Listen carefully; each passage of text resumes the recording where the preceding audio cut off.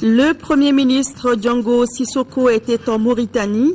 À Nouakchott, il a été reçu par le président mauritanien et a rencontré la communauté malienne vivant dans le pays. Si avec le premier, il a été essentiellement question de la situation au nord du Mali, les Maliens, eux, ont fait part des problèmes qu'ils rencontrent. Nous consacrons un dossier à la carte d'identité nationale et aux difficultés pour s'en procurer. Les structures chargées de sa délivrance n'arrivent pas à satisfaire les citoyens. Pourquoi cette situation perdure? Tel, nous enquêtons. Notre deuxième dossier du jour s'intéresse au tronçon routier le plus meurtrier du pays. Il s'agit de la route Bamako-Koulikoro, longue de 65 km, qui est devenue la direction privilégiée des camions bennes qui sont très souvent à la base de nombreux accidents mortels. Technologie à l'africaine, dans ce journal, nous vous inviterons à découvrir le premier smartphone africain appelé Elikia, qui signifie espoir en lingala. Il possède toutes les commodités dignes d'un smartphone. Son inventeur est congolais. Madame, Monsieur, bonsoir. Merci de nous recevoir chez vous. Bienvenue dans cette édition. Le Premier ministre Django Sissoko a été reçu en audience ce matin par le président de la République islamique de Mauritanie, Mohamed Ould Abdelaziz. Le Premier ministre était porteur d'un message du président de la République par intérim, Djankounda Traoré, à son homologue. L'audience a eu lieu en présence du Premier ministre mauritanien et de l'ambassadeur du Mali accrédité à Nouakchott. À sa sortie d'audience, Django Sissoko a livré à la presse le contenu de cette entrevue qui a porté essentiellement sur les problèmes des régions du nord du Mali. Nous l'écoutons, il est au micro de notre envoyé spécial, Mahamadou Doumbia. J'étais porteur des messages du président de la République du Mali, M. Djankounda Traoré, au président Mohamed Ould Abdelaziz, président de la République islamique de Mauritanie.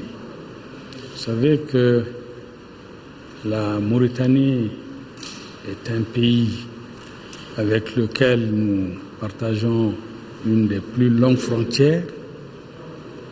Et elle est surtout impliquée fortement dans la résolution des problèmes auxquels le Mali est aujourd'hui confronté. Et le président Djankounda Traoré a tenu ce que je vienne saluer le président de la République islamique de Mauritanie et le remercier pour tout ce qu'il fait pour que la paix revienne au Mali.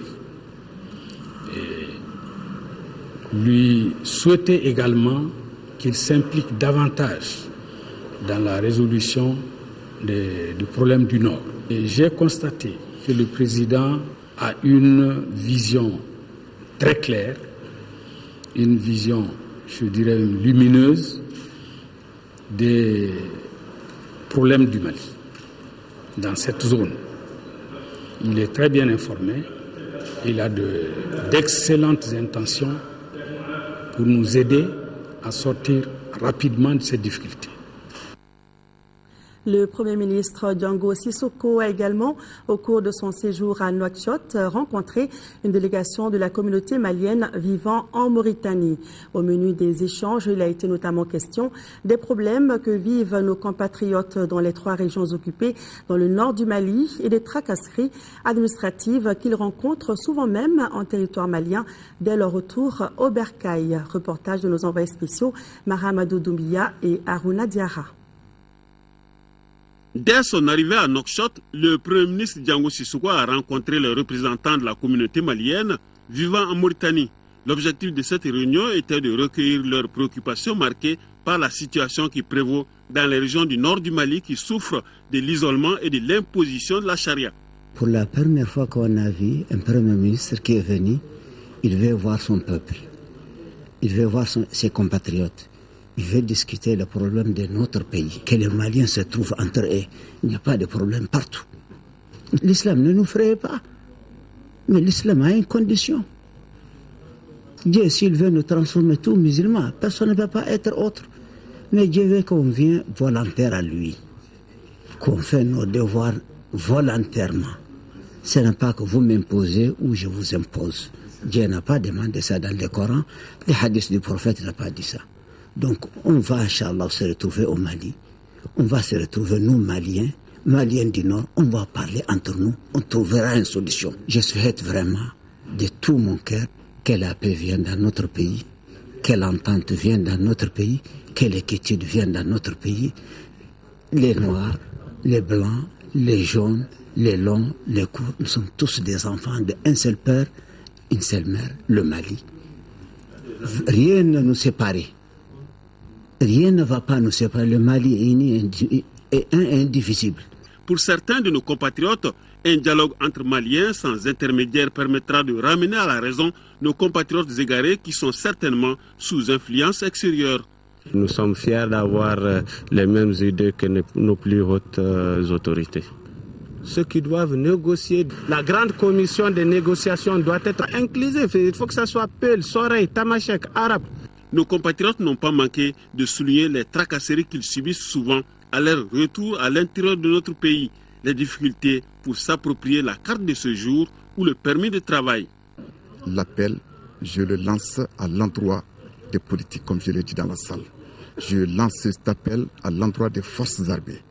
Que je lance cet appel à l'endroit donc des forces vives. Que nous soyons du nord, du sud, de l'est en ouest, il faudrait que les gens se retrouvent. Il faudrait que l'unité soit au rendez-vous. Autrement dit, que les gens essaient de faire un effort de surpassement de soi-même, de s'oublier soi-même. C'est-à-dire qu'il faut écarter l'égocentrisme et de ne voir que l'intérêt du Mali. Rien que le Mali. Le Premier ministre Diango Sissoko s'est félicité de la franchise des débats et de l'amour du pays qui y a prévalu. Et en retour, nos compatriotes se sont vus honorés pour avoir discuté avec le Premier ministre de la situation actuelle de notre pays qui demeure inacceptable. Et je vous informe que le Premier ministre est rentré en début d'après-midi à Bamako. Il effectue demain, lundi 7 janvier, une visite à Conakry en Guinée. Le Premier ministre Diango Sissoko est porteur d'un message du président de la République par intérim, professeur Diankounda Traoré, à son homologue guinéen, le professeur Alpha Condé. Ce voyage en Guinée sera suivi par nos envoyés spéciaux Mahamadou Doumbia et Aruna Diarra. Le réseau Paix et Sécurité des femmes de l'espace CEDEAO Mali a effectué du 13 au 27 novembre 2012 une mission de solidarité dans des camps de réfugiés au Burkina Faso. Les membres du réseau ont rencontré la presse ce matin au centre Awa Keita. Objectif, faire le compte-rendu de la mission. Fademba Keita. Environ 400 000 de nos compatriotes des régions du Nord ont quitté leur territoire pour se réfugier soit dans les régions du Sud ou dans des pays voisins tels la Mauritanie, le Niger et le Burkina Faso. C'est pour prendre contact et manifester sa solidarité, surtout avec les femmes et les enfants réfugiés, que le réseau Paix et Sécurité des femmes de l'espace CEDEAO Mali a effectué une série de visites dans 4 camps du Burkina Faso. Cette mission de solidarité, qui sera suivie d'autres, vise le même objectif. Recenser les problèmes auxquels sont confrontés les femmes et les enfants à l'intérieur des camps, de prendre contact avec les partenaires humanitaires sur le terrain et aussi apporter le soutien moral, matériel, symbolique aux femmes et enfants réfugiés. Les femmes du réseau ont aussi déclaré que la résolution définitive de cette crise nécessite leur implication dans les instances de prise de décision avec les groupes armés. Il y a un discours que personne ne comprend. Moi, je me pose la question. D'abord, est-ce que les gens veulent comprendre réellement les causes réelles et les racines de ce conflit? Je me pose la question, est-ce que les gens veulent connaître les acteurs de ces conflits?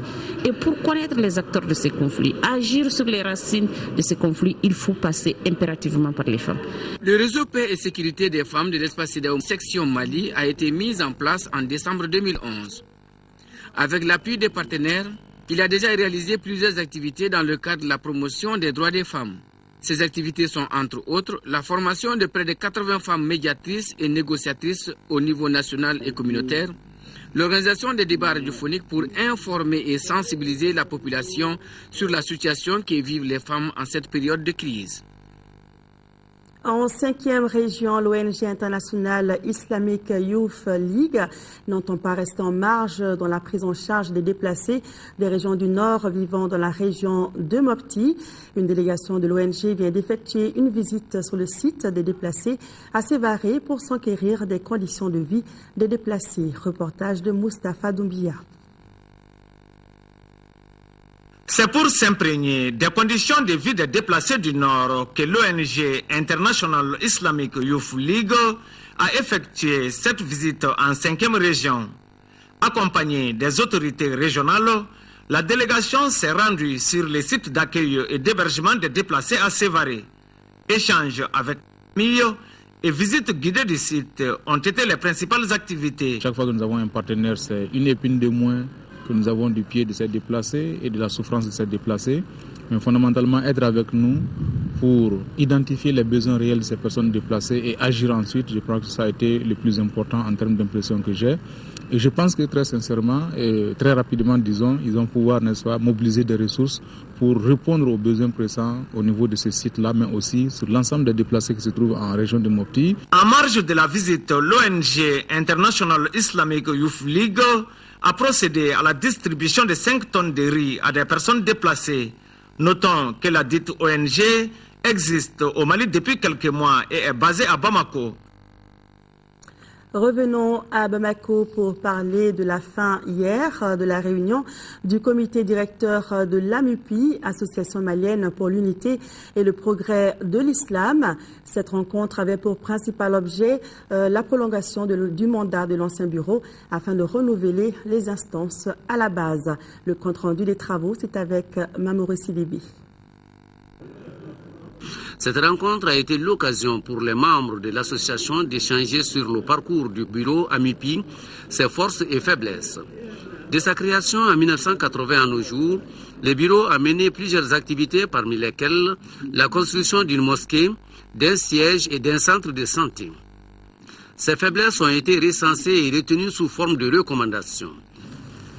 Améliorer la communication entre les structures de base et les sièges. 2. La réunion recommande la poursuite de la mission fondamentale de l'AMUPI qui a motivé sa création. 3. Prolonger le mandat du bureau exécutif national de l'AMUPI. Le ministre des Affaires religieuses et du culte a salué la dynamique de concertation qui a toujours caractérisé l'AMUPI dans la conduite de ses actions. Dans notre pays cohabitent plusieurs confessions religieuses, chrétiennes et musulmanes, ainsi que les tenants des croyances ancestrales. À cet égard, je voudrais me réjouir du climat de respect mutuel qui existe entre les différentes confessions et pour lequel l'AMUPI a joué et continue de jouer un rôle capital. Le ministre ajoutera qu'il souhaite que cette concertation permette d'asseoir les bases du prochain congrès. En fin de travaux, le mandat de l'actuel bureau a été prolongé d'1 an et demi pour lui permettre de renouveler toutes les instances à la base. Nous ouvrons notre premier dossier consacré à l'acquisition de la carte d'identité nationale. Cela relève du parcours du combattant. Les structures de l'État chargées de la délivrance du précieux sésame n'arrivent pas à satisfaire les citoyens. Certains ne comprennent pas du tout une telle situation, surtout que posséder la carte d'identité nationale est une obligation. Que se passe-t-il exactement avec cette pénurie de cartes d'identité nationale? Des éléments de réponse dans ce dossier avec Garibou Pérou. La carte d'identité est un document officiel de proximité. Elle permet à une personne physique de prouver sa nationalité. Elle est délivrée par les préfectures, les commissariats de police et les brigades de gendarmerie. L'acquisition de cette pièce qui s'est faite aujourd'hui dans plusieurs communes à Bamako relève du parcours du combattant. C'est vraiment un problème car la semaine passée, j'ai un frère qui voulait prendre la pièce d'identité. Il a eu tout un tas de problèmes. Comment est-ce qu'on peut continuer à faire du rafle en demandant les pièces alors qu'il n'y a pas de pièces d'identité au niveau du commissariat? Est-ce que le fait d'avoir été arrêté au cours d'une patrouille et que vous n'avez pas une carte d'identité témoigne que c'est parce que vous avez été incapable d'en trouver au niveau des services. Il y a tellement de Maliens aussi qui se baladent sans carte d'identité, on en trouve. Ça, c'est des conjonctions qui se rencontrent, mais ça ne veut pas dire qu'on ne doit pas arrêter quelqu'un parce qu'il n'a pas de carte d'identité. Après le lancement des concours de la fonction publique et l'enrôlement des jeunes dans l'armée, les commissariats de police sont sollicités par des candidats. La demande est devenue plus forte. Cette situation agace certains citoyens en quête de cette précieuse pièce. Il faut beaucoup de va-et-vient. Bon, c'est pas normal. Un citoyen devrait avoir une carte. Et je ne suis pas au courant de cette affaire. S'il y a des pièces qui manquent au sein du commissariat, ça peut arriver dans n'importe quel état. Peut-être que le stock qu'ils avaient est fini et qu'ils ont effectué une demande qui n'est pas encore arrivée. Ça peut arriver. Il y a des concours qui s'organisent au niveau de la fonction publique. Il y a environ 8 000 à 9 000 candidats qui doivent concourir. Chaque candidat doit prendre une carte d'identité. Donc cet afflux de candidats en un temps bien précis, et plus ceux qui doivent rentrer dans l'armée, qui sont encore des milliers, c'est ce qui explique le fait qu'aujourd'hui, la pression au niveau des cartes d'identité, elle est très grande. Les recettes obtenues avec la délivrance des pièces sont versées dans les caisses de l'État, ce qui justifie l'intérêt pour notre pays d'avoir un stock suffisant et de se munir de toutes les garanties possibles pour éviter d'éventuelles falsifications. L'Union des associations des artistes, producteurs et éditeurs du Mali tient depuis ce matin au Palais de la Culture Amadou Hampâté-Bâ son assemblée générale. La cérémonie présidée par Salif Keïta, qui en est le président, avait pour objectif de partager le contenu du cahier de doléances de la structure et de trouver ensemble les voies et moyens pour une sortie de crise que connaissent les artistes maliens. Le reportage est de Agibou Koulibaly. Depuis quelques années, les artistes du Mali connaissent de plus en plus une situation de précarité due à l'absence de production faute de producteurs. Ce phénomène s'explique par la piraterie, la mauvaise maîtrise du marché discographique et le manque de contrôle au niveau du cordon douanier de l'entrée dans notre pays de matériel informatique. À ceci s'ajoute le non-paiement par certaines radios libres du minimum de droits d'exécution publique, le manque de collaboration de l'Union avec les deux sociétés de téléphonie mobile, la mauvaise maîtrise du nombre et des sites d'implantation des cybercafés. Toutes choses qui ont contribué à tuer la production musicale. Face à cette situation alarmante, les artistes, producteurs, auteurs, compositeurs, éditeurs, agences de communication et centres de formation musicale se sont donné rendez-vous au Café des Arts pour échanger sur la question. Les artistes, ils ont attendu pendant 50 ans. Ils ont été calomniés, oubliés et marginalisés. Maintenant, ils en ont marre. Ils veulent prendre leur place et c'est normal. Et quand vous voyez tous les festivals, aucun festival du monde ne peut se faire sans les Maliens. Si tu ne vois pas 3 artistes, il y a au moins 2 artistes. Mais c'est les musiciens et les artistes qui ont fait ce pays aujourd'hui ce qu'il est. Occasion pour les artistes de lancer un cri de cœur aux autorités de notre pays. Rapprocher les 2 sociétés de téléphonie pour convenir d'un prélèvement d'un taux forfaitaire par puce activée ou par carte à gratter activée. Reprendre les négociations avec les radios libres à travers l'URTEL pour le paiement d'un droit forfaitaire mensuel d'exécution publique. A signalé que l'Union des associations des artistes, producteurs et éditeurs du Mali avait collecté 20 millions de francs CFA lors d'un concert géant. Les fonds ont été remis à la Croix-Rouge pour soutenir les déplacés du nord de notre pays. Parlons maintenant technologie à l'africaine. De plus en plus d'inventeurs africains s'intéressent à la haute technologie et ça leur réussit plutôt bien. C'est le cas de Vérono Mankou. Il est congolais et il est l'inventeur du premier smartphone africain. Qui signifie espoir en lingala. Plus besoin donc pour les Congolais de se procurer un portable à 300 000 francs CFA puisque l'ICA ne leur coûte que 85 000 francs. En plus, toutes les commodités dignes d'un smartphone. Regardez. Seul sur scène, à la manière de Steve Jobs, Véron Mankou présente son dernier né, le premier smartphone africain. Elikia, c'est son nom qui signifie espoir en lingala et est en vente depuis une dizaine de jours au Congo. Son prix, 85 €, un tarif raisonnable voulu par son concepteur.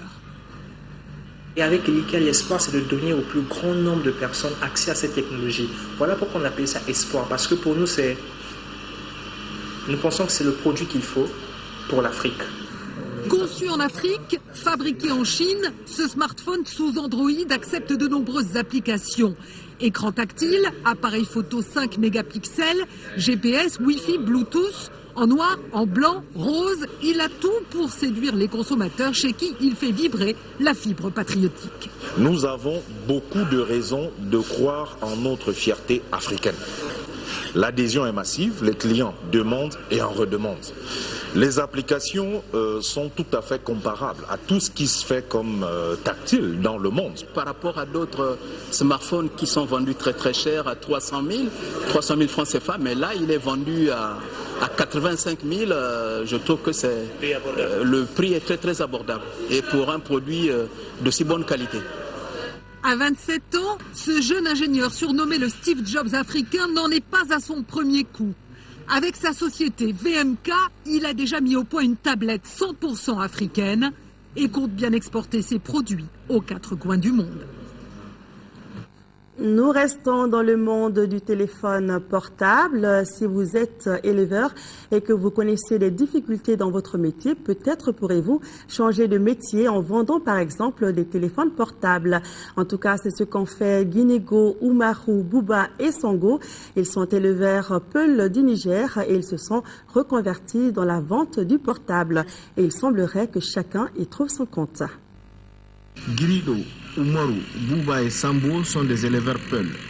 Ils ont perdu leur bétail à l'occasion de la sécheresse de 2011 qui a frappé le Niger. Guinego et ses camarades se sont reconvertis dans la vente des téléphones cellulaires. Chaque jour, ils parcourent les rues de Niamey à la recherche de potentiels clients. C'est la situation qui l'impose. Au début, nous vendions du thé. Un d'entre nous s'est ensuite lancé dans la vente de téléphones portables. On a tous suivi et chacun trouve son compte.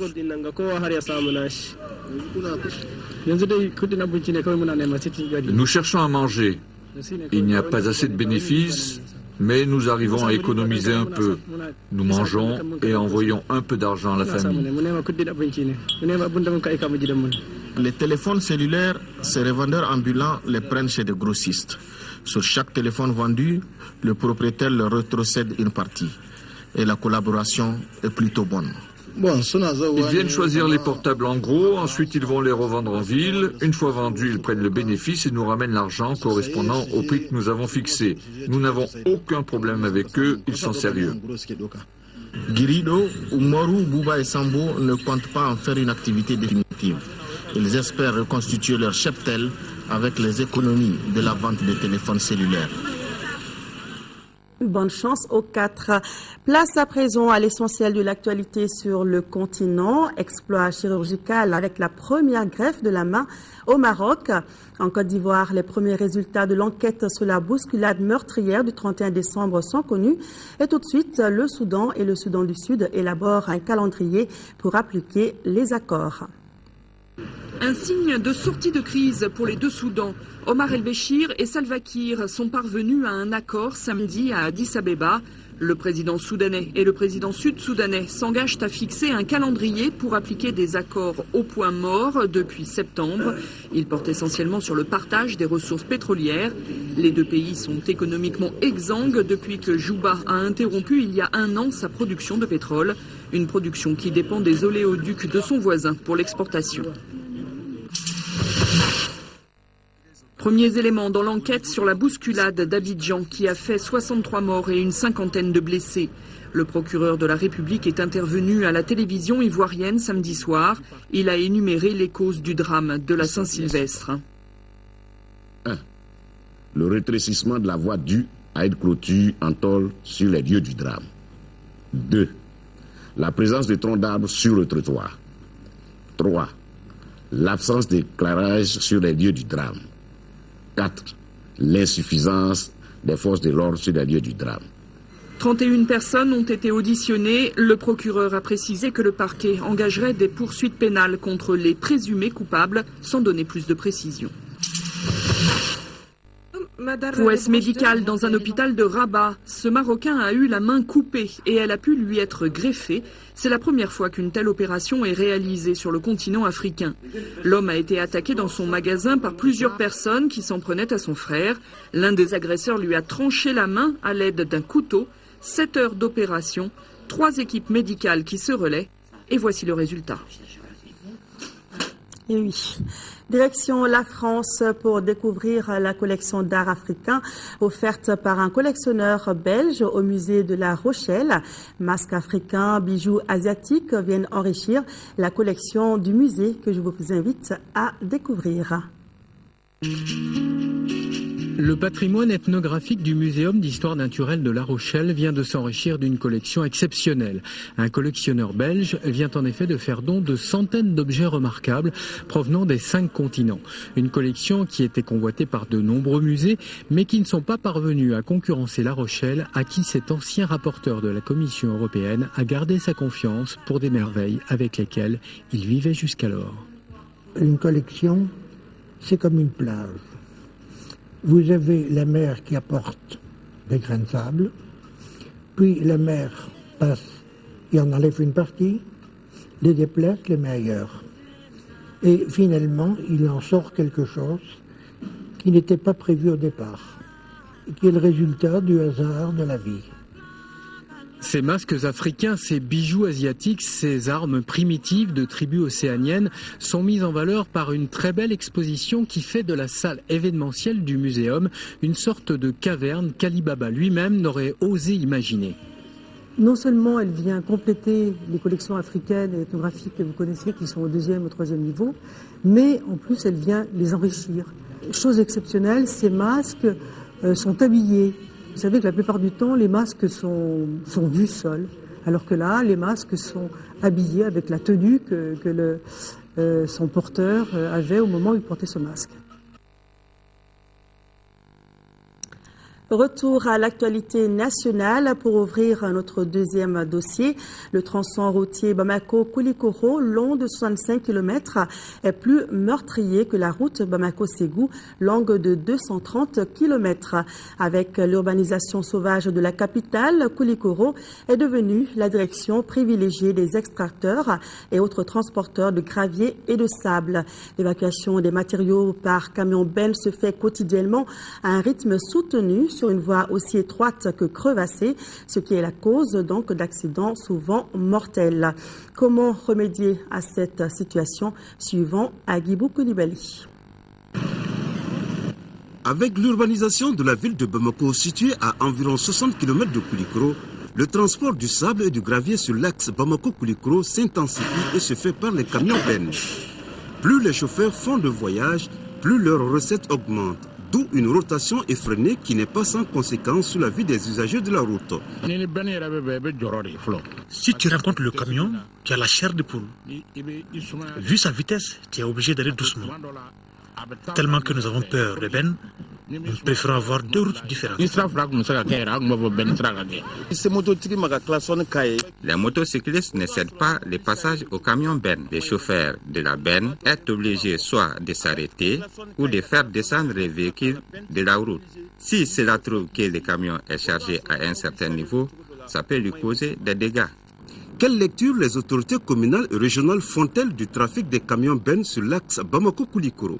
Du janvier 2012 au décembre 2012, nous avons enregistré 36 cas d'accidents, dont 8 cas d'accidents mortels, tous des motocyclistes, 15 cas d'accidents corporels, où il y a eu 13 cas de blessés graves et 33 blessés légers, et 13 cas d'accidents matériels.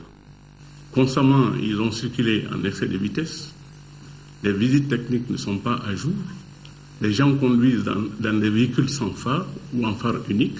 Depuis un certain temps, la hiérarchie, après nous avoir mis dans certaines conditions opérationnelles, a tenu à ce qu'on mette fin à ce genre de désastres qui sont de nature à endeuiller constamment les familles. Si l'exploitation du sable et du gravier est une source de revenus, force est de reconnaître qu'elle cause beaucoup de désagréments. Entre Koulikoro et Bamako, sur 20 cas d'accidents de la circulation, 18 sont liés à l'état de la route. Certes, les chauffeurs ont leur part de responsabilité dans le problème, mais c'est surtout l'état de la route. Nous n'avons pas une bonne route. C'est cela qui constitue un facteur aggravant des accidents de la route entre les deux villes.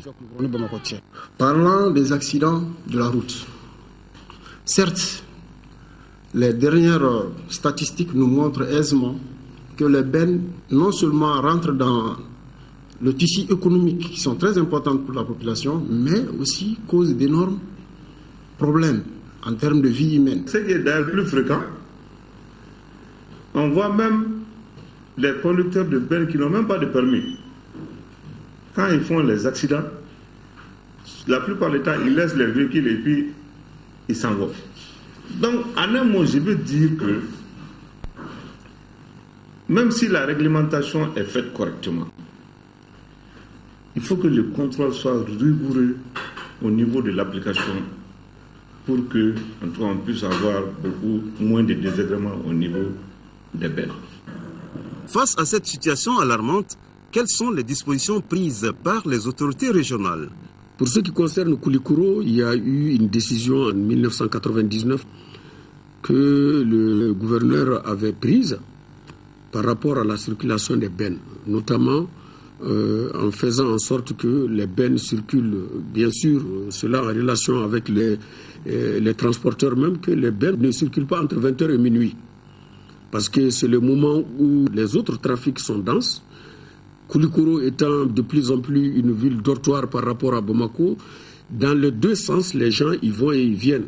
Encore une contrainte également, on a fait en sorte que les jets de gravions cessent. Ça, on a fait obligation à toutes les bennes également de couvrir leur chargement en utilisant des bâches pour que, au croisement, il n'y ait pas de jets de gravions qui puissent casser les vitres des gens. Aujourd'hui, il y a un projet de dédoublement de la route Bamako-Koulikoro, comme celui de Bamako-Ségou, dont les dossiers sont disponibles au niveau de la direction régionale des routes de Koulikoro.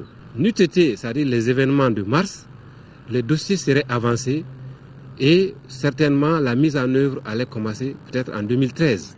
Mais aujourd'hui, on est obligé de passer par la solution entretien courant. Je donne l'assurance aux gens que les dossiers par rapport à l'autoroute et au pont de Caillou sont disponibles. Les premières études sont finies et nous avons les copies. L'exploitation du sable et du gravier est très florissante pour la population et les propriétaires de camions bennes, mais elle provoque un manque à gagner pour le conseil communal de Koulikoro. Nous, avant la dernière délibération du conseil communal relative à cette taxe-là, on était à 2000 francs par jour et par camion. Or que la loi dit que c'est entre 1000 francs par sortie et par voyage. Donc, si vous regardez bien les choses, il y a des camions qui peuvent faire 5 voyages dans la journée. Bon, nous, on avait arrêté notre délibération à 3000 francs par jour. Pour ce qui a été refusé, c'était pour vraiment essayer de relever le niveau des recettes pour cette taxe-là. Il revient aux responsables des camions bennes, aux agents du contrôle de la route, de mieux former, d'informer, de sensibiliser et d'éduquer de façon continue les chauffeurs pour un meilleur comportement sur l'axe Bamako-Koulikoro. Sport, football, les Aigles du Mali poursuivent leur préparation à Bamako. Seuls 4 joueurs manquaient au regroupement de ce matin au stade Modibo Keïta. Il s'agit de Mahamadou Diarra, Abdou Traoré, Ahmed Tongo Doumbia et Mamadou Samassa. La séance était ouverte au public. Khalifa Naman Traoré.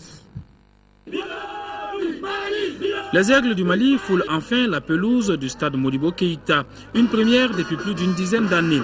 Rien de surprenant dans cette nouvelle démarche du staff technique et des responsables du football malien. Il s'agit tout simplement de rapprocher la sélection nationale à son public. Ces deux entités qui vont de pair ne se retrouvent presque pas que lors des sorties officielles. Seydou Keïta et ses partenaires n'ont donc pas boudé ce plaisir de communier avec les supporters, admirateurs et quelques curieux. La grande satisfaction est surtout du côté du sélectionneur national dont l'effectif convoqué a pris forme. Aujourd'hui, on a plusieurs joueurs qui sont restés donc avec le docteur comme c'était prévu pour faire un gros bilan médical.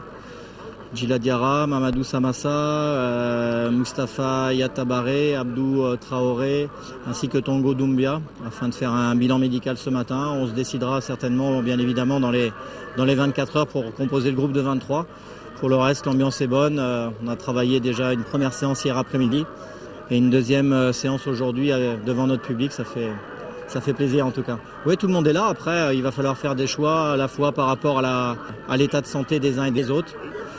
Dans les heures qui viennent, j'aurai tous les éléments pour pouvoir me décider définitivement en tout cas. Mohamed Lamine Sissoko, qui n'avait plus porté le maillot national depuis le 18 janvier 2010 et le match contre le Malawi à Cabinda, et Samba Diakité, qui signe lui son retour après sa bonne prestation au Gabon et en Guinée équatoriale, se disent bien motivés à réussir une bonne CAN. Très content et très fier de revenir après 3 ans d'indisponibilité au sein de l'équipe nationale. Pour moi, c'est un choix très difficile. Mais maintenant, je suis là. J'espère véritablement apporter au groupe sur le plan humain et sur le terrain. Et véritablement, ça fait chaud au cœur de revenir au Mali. C'est un groupe très jeune, c'est un groupe qui a énormément de qualité. Maintenant, c'est un groupe qui vit bien ensemble. Je pense qu'il y a des bonnes individualités. Maintenant, je pense que si on peut faire la même chose que l'année précédente, ou encore mieux, ça serait de bon augure. Je suis très content de revenir en sélection, revoir tout le monde, ça faisait longtemps. Alhamdoulilah, j'avais des problèmes, maintenant ça va bien et Inch'Allah on va faire la même CAN que l'année dernière. La motivation c'est de montrer à tous les Maliens que ce qu'on a fait la saison dernière, c'était pas un hasard et aller jusqu'à la finale, Inch'Allah. Les Aigles retourneront ce mardi au stade Modibo Keïta pour un match amical contre les Aiglons à 17h. Une occasion pour demander la bénédiction et l'appui de tout le peuple malien afin de hisser haut les couleurs nationales en Afrique du Sud. Et nous suivrons pas à pas la préparation de nos aigles. C'est tout pour ce journal. Merci de l'avoir suivi. Tout à l'heure, votre magazine Ensemble pour un Mali indivisible avec Amadou Sankaré. Et juste après, le premier numéro de votre nouvelle émission La Grande Interview, une nouvelle émission d'information et de débat. Baba Dagamaïssa reçoit ce soir le ministre de l'Économie, des Finances et du Budget, Tina Koulibaly. Demain, à 10h et à 13h, vous retrouverez Nyanya Alou Traoré et le soir à 18h et 20h, Aïssata Ibrahim Maïga. Merci à vous de rester de cœur et d'action avec nos compatriotes des régions du Nord vivant sous occupation. Ne les oublions pas. Bonne soirée sur l'ORTM.